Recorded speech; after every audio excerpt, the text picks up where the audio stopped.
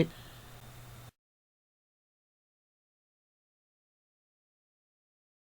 And there we go, we're roasting our jack-o'-lantern.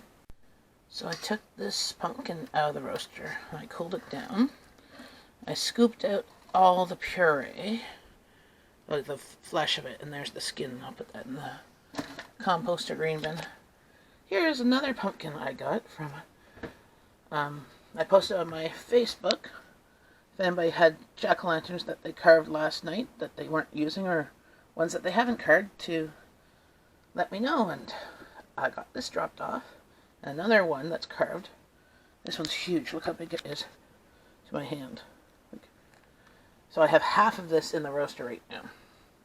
So I'm going to be having lots of pumpkin. So the thing with pumpkin is that it's full of water. So I'm going to use my hand blender and puree it.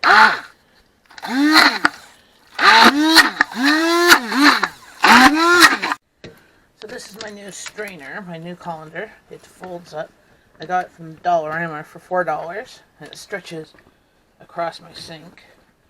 And then I'm repurposing the cotton bag that I bought rice in. I tend to cut these up and use them as rags because it's good cotton. But instead of using cheesecloth, I may as well use this, right? And now it's just going to drain. I'll push this down periodically to push it and drain as much water as I can out of this. I am now going to dehydrate some of the pumpkin and just putting it on the trays. And I used these flexible cutting boards, and I cut a hole around it, as my dehydrator only came with one fruit roll-up tray, and this works just as well.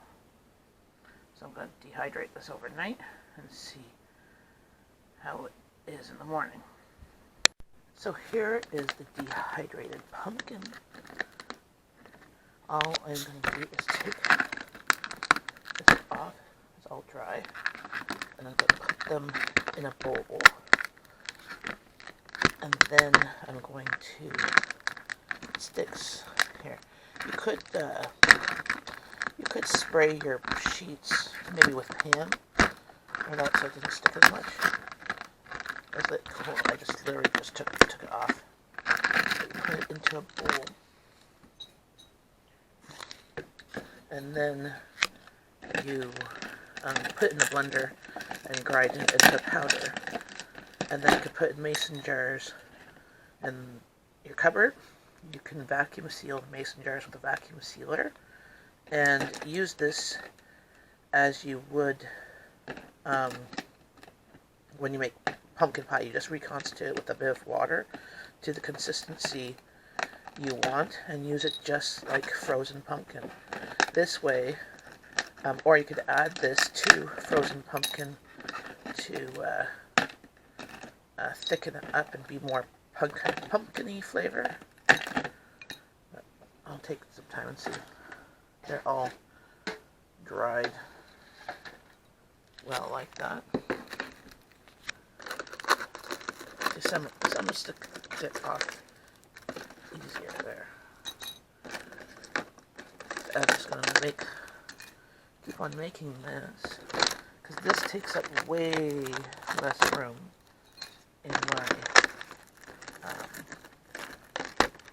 my cupboards than canned pumpkin, for one, or frozen pumpkin. So see how it was much easier too. And then the sheet that it came with is this one. And again, this one's easier. But I just take those and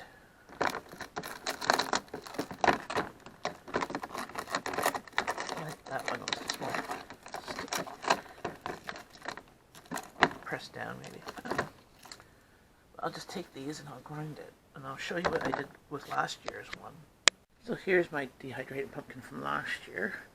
This was about half a pumpkin, half a big like jack-o'-lantern. But I use this to make pumpkin pie, reconstitute. I always seem to have, I should write on the label how much water, like per tablespoon or whatever, like, but it's just really by look of how thick you want.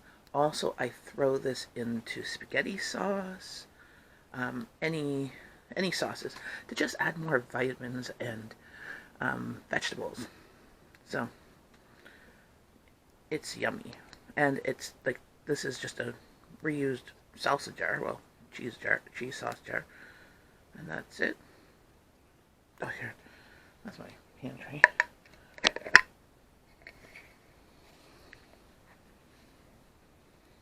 And see, it's just powdered. Some flakes are a bit bigger than others, but that's all it is.